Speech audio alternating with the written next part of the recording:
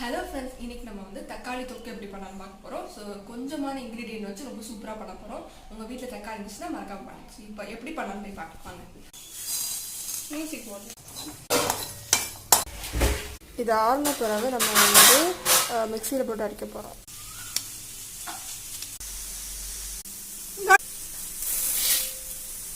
எந்த குட்டிக்கார 3, 2 and 1.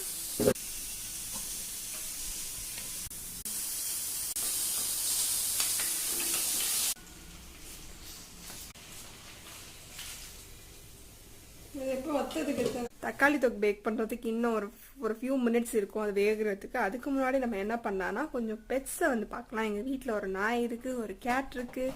So எல்லாத்தையும் like ஒரு சின்ன கிளிப் அவங்களுக்கு காமிக்கேன். ஸோ வாங்க. ஸோ இதுதான் எங்கள் வீடு.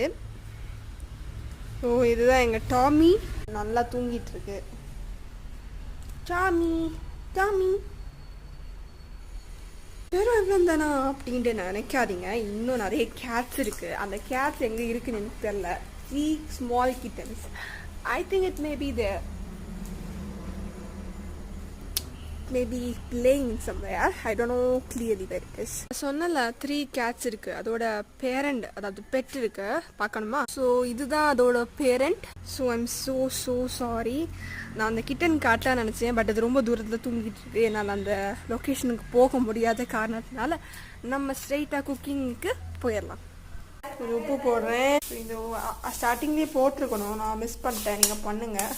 ஸோ இதிலே 2 மெத்தட் இருக்குது. நீங்கள் இதை குக் பண்ணிட்டு மிக்ஸி ஜாரில் போட்டு இன்னும் ஒரு பேஸ்ட் பியூரி ஆக்கிடலாம். ஆரல்ஸ் இதை நல்லா வேக வச்சு இதிலே நீங்கள் வந்து தொக்கு கூட பண்ணிக்கலாம். ஸோ 2 மெத்தட் இருக்குது, நீங்கள் எது வேணால் ட்ரை பண்ணிக்கலாம். ஸோ இதை மிக்சியில் போட்டு பேஸ்ட் ஆக்கிக்கோங்க. ஆறின பிறகு பேஸ்ட் ஆக்கிடலாம். ஸோ நான் என்ன பண்ணேன்னா அந்த மிக்ஸி ஜாரில் போட்டதை நான் வந்து ஒரு பேனில் ஆயில் ஊற்றி சூடாக பண்ணிகிட்டு இருக்கேன். ஆஃப்டர் ஃபியூ மினிட்ஸ் இது ஆயில் வந்து தனியாக பிரிஞ்சு வரும். அது வரைக்கும் நம்ம வெயிட் பண்ண போகிறோம். அதுக்கப்புறம் நான் உங்களுக்கு காமிக்கிறேன் எப்படி இருக்குன்னு. நான் எடுத்துக்கிட்ட தக்காளி கொஞ்சம் ஒரு ரா ஆனதான். ஸோ இந்த கலர் டிஃப்ரென்ஸ் இருக்கும். பட் நீங்கள் கொஞ்சம் நல்லா பழுத்த தக்காளி எடுத்திங்கன்னா இன்னும் கொஞ்சம் பெட்டராக இருக்கும். ஓகே, ஸோ இவ்வளோ தான் எங்களோட தக்காளி தொக்கு சூப்பராக ரெடி ஆகிட்டு ரொம்ப டேஸ்ட்டாக இருக்கும். நீங்கள் ட்ரை பண்ணிவிட்டு உங்களுடைய எக்ஸ்பீரியன்ஸ் எப்படி இருந்துன்னு கமெண்ட்டில் ஷேர் பண்ணுங்கள். ஸோ இதை நீங்கள் ட்ரை பண்ணுங்கள். ஸோ இதை சேவ் பண்ணி வச்சுக்கோங்க. ஸோ பிகினர்ஸ் கூட ஈஸியாக அதை பண்ணிடலாம். பார்த்தாங்களே தெரியும் எவ்வளோ அழகாக வந்திருக்கு. ஸோ தேங்க்ஸ் ஃபார் வாட்சிங். ஸோ இந்த வீடியோ எவ்வளோ தான். ஸோ உங்களுக்கு இந்த வீடியோ பிடிச்சிருந்தா லைக் பண்ணுங்கள், ஷேர் பண்ணுங்கள், சப்ஸ்கிரைப் பண்ணிக்கோங்க. மறக்காமல் பெல் ஐக்கானும் ப்ரெஸ் பண்ணிக்கோங்க. ஸோ தேங்க்ஸ் ஃபார் வாட்சிங். பாய்.